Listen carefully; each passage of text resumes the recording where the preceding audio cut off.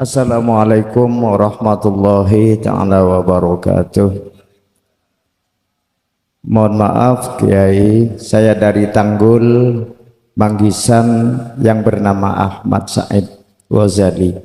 Saya kurang paham ataupun saya bertanya karena yang kami lihat di bawah langit di atas bumi, baik itu benda yang bernyawa ataupun yang tidak, itu semuanya saya anggap Allah dalam hati kami, rumah kami.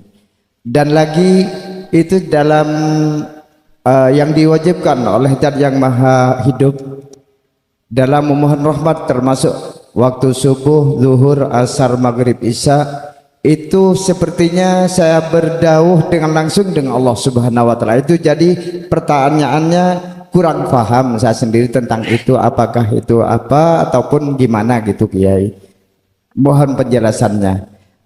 Saya akhiri, wabillahi taufiq wal hidayah. Assalamualaikum warahmatullahi taala wabarakatuh. Waalaikumsalam warahmatullahi wabarakatuh. Mungkin yang paham itu tadi bahasanya gimana? Intinya itu.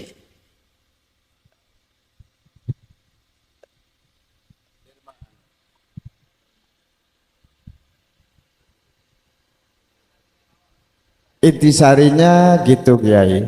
Hidup. Hidup. Iya.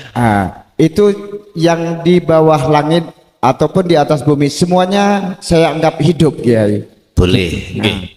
Jadi kurang paham tentang itu saya sendiri gimana gitu dalam apakah itu termasuk apa Gini, hakikat? boleh saya tanya? Ya, Boleh ya? Iya, ya. Miturut iman sampean menganggap hidup itu baik ini atau ini? Iya. Yang mana? Kedua-duanya. Kedua-duanya saya anggap hidup. Iki ya wis, oke, nanti jawab. Oke. Ditambah lagi atau kalau jawab langsung? Langsung ya. Kalau jawab langsung. Ini tidak jauh berbeda dengan ibu kemarin tanya dari Pekalongan pas saya ngaji di sana, yang bertanya Allah Muhammad gandeng itu bagaimana? Sebetulnya nggak jauh dengan ini. Dan atau yang dimaksud syahadat tunggal itu yang bagaimana?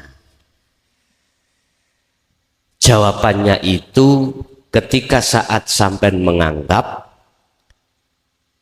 sinar dan setrum la farqa bainahuma.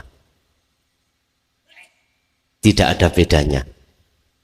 Lah, ruhaniyah seperti itu di zona titik mana? Nyun sewu, Pak. Mungkin selama ini belum pernah aku sampaikan. Tapi oleh karena ada yang bertanya tentang hal itu, sebab selama ini kan saya mengatakan aku Allah mengenalkan diriku supaya hambaku tahu wujudku lewat nurku, akhirnya disebut Nurullah. Tak gitu dah. Siapa Nurullah itu?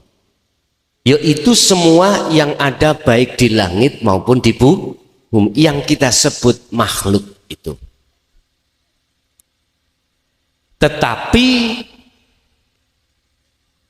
wujudnya nurku itu bukan wujud zatku. Nah ini orang pasti bingung. Kalau kita hanya pakai akal, salah Pak. Kita mengatakan dunia dan seisinya itu adalah nuri Allah atau wujudnya Allah yang untuk supaya manusia kenal terhadap Allahnya. Akal ya. Karena apa dasari akal? Apa mungkin sama yang menciptakan dan yang diciptakan? Ya jelas nggak sama lah. Sebab akal kan berhentinya di situ, Pak. Sehingga akal ini untuk sampai pada Allah mentoknya itu gini, Pak. wujudnya di dunia dan seisinya, itu kami jadikan sebagai burhan, dalil, bukti wujudnya Allah. Karena wujudnya dunia dan seisinya, itu yang mewujudkan adalah Allah. Jangan dibantah loh ya ini ya. Ini secara akal kita dulu seperti itu. Prosesnya kita seperti itu, berarti kita dijatuhkan Allah asfala safilin, dijatuhkan serendah-rendahnya, rohaninya seperti itu. Tetapi ingat bagaimana para arifin itu yang mengatakan wujudnya Allah itu kujadikan sebagai dalil, bukti atas ketidakwujudnya selain Allah. Ini berarti jenengan ini sudah syahadat tunggal. Kan ada syahadata ini, ya dah? Saya bersaksi ruhaniyah itu terhadap hidup.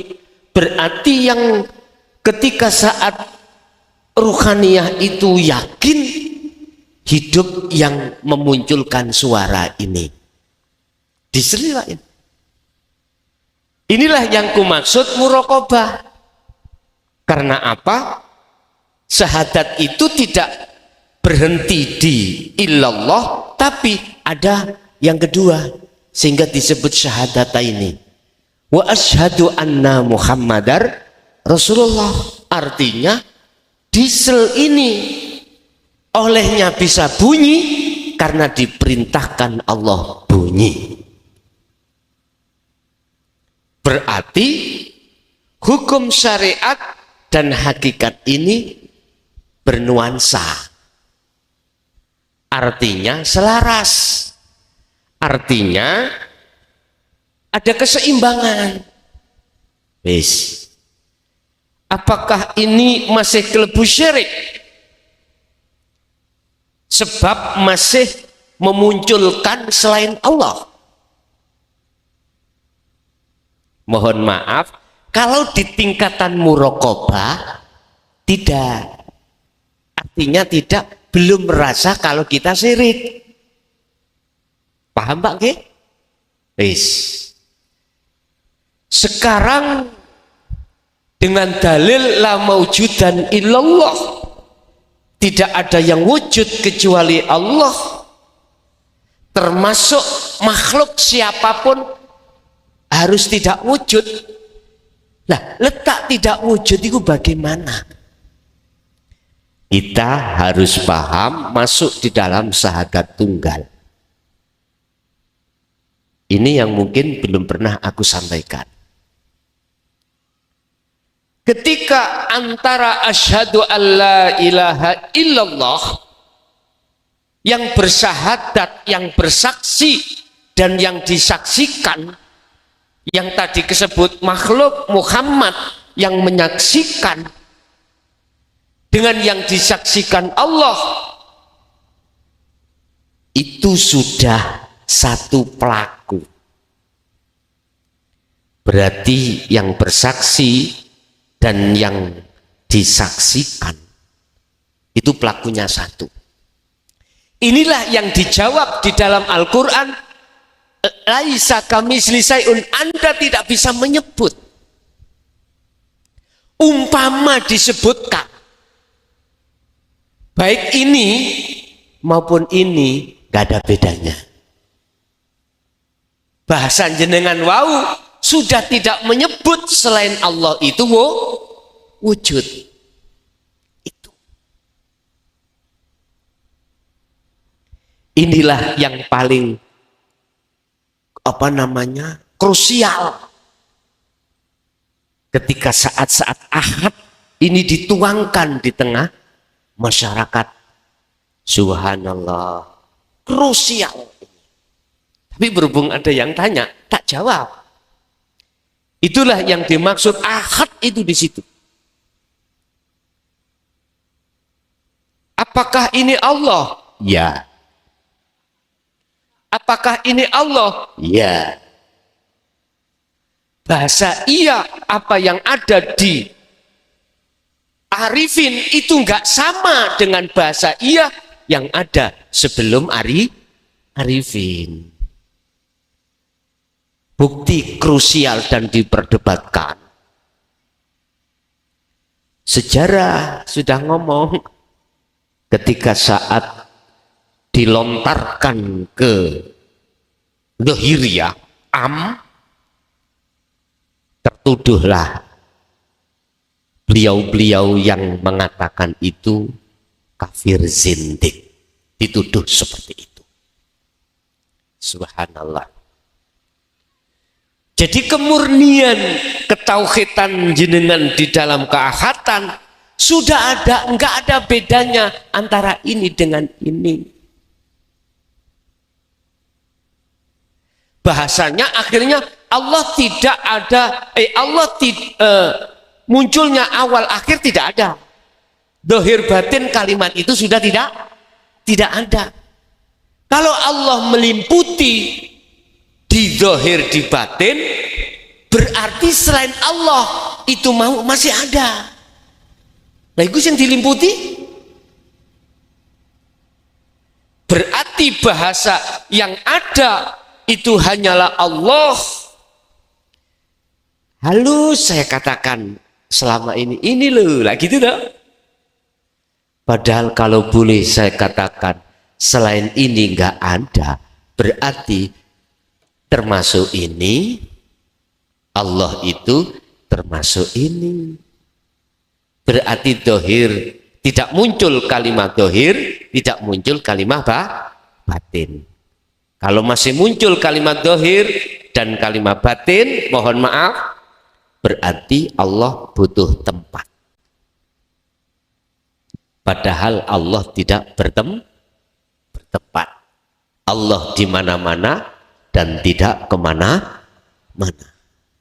Jadi itulah Pak maksud jawaban kula dari sebuah pertanyaan yang tadi jenengan itu mengatakan semua itu Allah. Makanya dijawab di dalam salah satu sifat wajibnya Allah disindir wahdaniyah, makna sawiji, artinya seluruh sak jagat makhluk itu gak ono sing podo. Contoh kita makhluk sama-sama manusia. Wujud saya dohir ya nggak mungkin sama dengan wujud jenengan. Itulah wahdaniyah Allah. Bun salah paham loh Pak ya. Bun salah paham. Jadi saya katakan tidak ada bedanya antara ini dengan ini. Antara ini dengan ini nggak ada bedanya. Bun salah paham jenengan. Ini konteksnya dalam iman dulu. Sifat basiroh, kalau basiroh kita itu sudah buka, otomatis nggak ada bedanya. Tapi kalau kita tarik terhadap sifat basariyah ini, ya bukan Allah lah. Si bingung, selamat untuk berbingung-bingung. Tadi kan sudah saya katakan, bila mana kita itu yang asalnya tidak ada, pengen tahu ketemu yang ada, kembalilah asal mula. Asal mula kita tidak ada. Kalau kita sudah tidak ada secara ruhaniyah, ya Pak, sifat basirohnya, kalau sudah kita makhluk sudah kembali pada Allah, asal kita tidak ada, maka disitulah akan nyata adanya. Kalau nyata adanya sudah tidak ada bedanya Pak. Ini apapun secara diterka fisik sudah nggak ada bedanya. Masa kurang kita itu disindir salah satu sifat wajibnya Allah wahdaniyah di dalam sifat salbiyah. Wahdaniyah. kok wahdaniyah, kok salbiyah. Apa ma'ani nggih? Ma'ani. Loh, di situ makna suwiji. Orang yang lahir saiki sekarang tidak sama dengan besok. Dulur kembar mawon ya, ada saudara kembar. Itu pasti ada yang tidak sama. Sekilas memangnya wajahnya sama, tapi pasti ada yang tidak sama. Apalagi yang bukan saudara kembar. Apalagi.